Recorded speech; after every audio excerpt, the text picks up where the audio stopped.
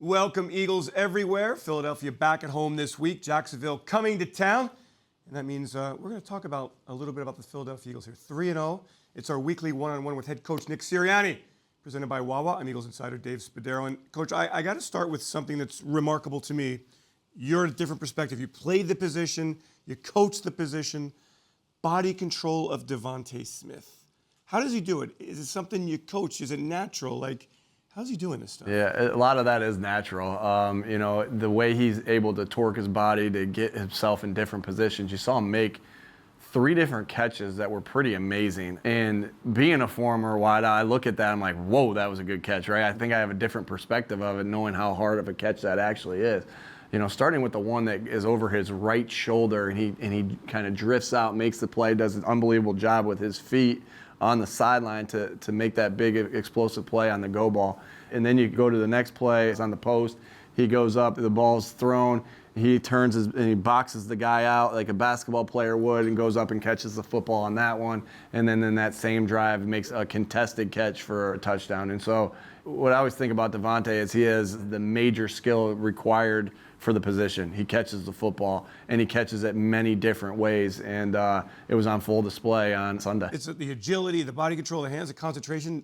You're a former receiver. I mean, incredible, right? Yeah, it's unbelievable. Just how he turns and twists his body and still making the catch is they're unbelievable plays, and he had many other different plays that I thought were really good too. And then what sometimes not thought of with DeVonta is what you saw a couple times.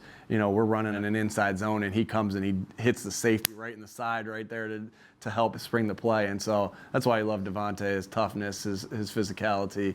People don't think he's a physical guy. He is. He is a physical wide receiver, and he goes out there and he lays it on the line for his teammates each week. Tell me about the Batman cape, and just from your perspective, the connection, what that means, that the players have taken it upon themselves to have fun doing this kind of stuff. It should be fun. I didn't know anything about the Batman cape. I saw Slay's comments, what was it, last week, or about, what did he say, the swole Batman, the skinny Batman, and the fast Batman. I thought that was pretty clever. And then it was pretty clever on their part to go get the cape. And so that's fun. I love that. I love that they had that out. And I really, quite honest, didn't see it until after the game, and I had a chuckle on the bus ride home, seeing them all put the cape on. And but that's pretty cool that they, multiple guys get to put the cape on, right? And that you have that type of depth and playmaking ability at the receiver position. And so, that's pretty cool. I thought it was cool. Other side of the football, this defense has been lights out the last 2 weeks. How do you explain it, what you're seeing? It always starts with the defensive line. And every level of football, it starts with the O-line and D-line. And this is no exception here. And, we got some great depth there that we're able to rotate some guys and still be able to apply the pressure to the quarterback like we are. But what makes this such an ultimate team game is that, okay, when the defensive line is able to get that rush, well, there's going to be some good coverage going on in the secondary, and that's exactly what you're seeing. Okay, well, then it takes that a step further and say, okay, well, now they're in 2nd and long or 3rd and long. We know it's a passing down. We can go get the quarterback. How do you get to that? By good team defense on 1st and 2nd down. So I'm just playing really good team defense. Our linebackers are playing fast and physical with TJ and with Kaiser, and they're really getting after the ball and being physical. Is it a familiarity thing? Is that more time on the field together? The more they get to know each other, the more the coaches? I think you always are trying to grow in your connection and your familiarity with each other, and there's no doubt your goal, if we live by this philosophy of get a little bit better each day, and you pick some things that you're getting a little bit better each day at, you start stacking those on top of each other, and then you see significant gains by the end of the year. Some storylines that the media and the fans have enjoyed here, obviously in Washington, playing Carson, Doug coming back this week.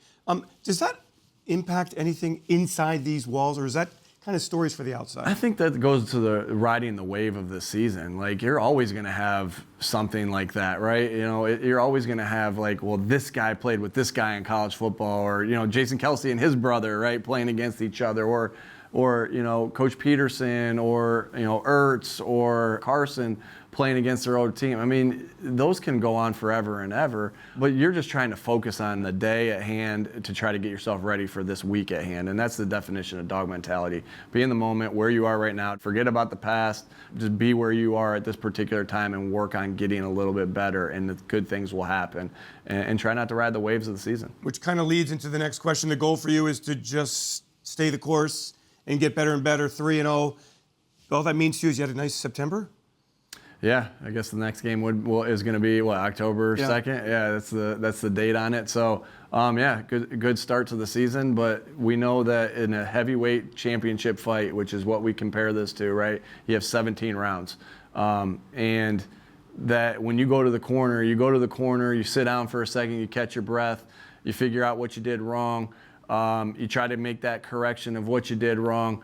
And you come out the next round thinking about that round and that round only. You don't think about what could happen. What's going to happen if I'm the heavyweight champion? What's going to happen in round 9? What happened in last round? When you do that, you end up getting knocked out on that round. And so our goal is to sit there and come out the next round swinging and ready to go and be completely focused on round 4. The next round is Sunday.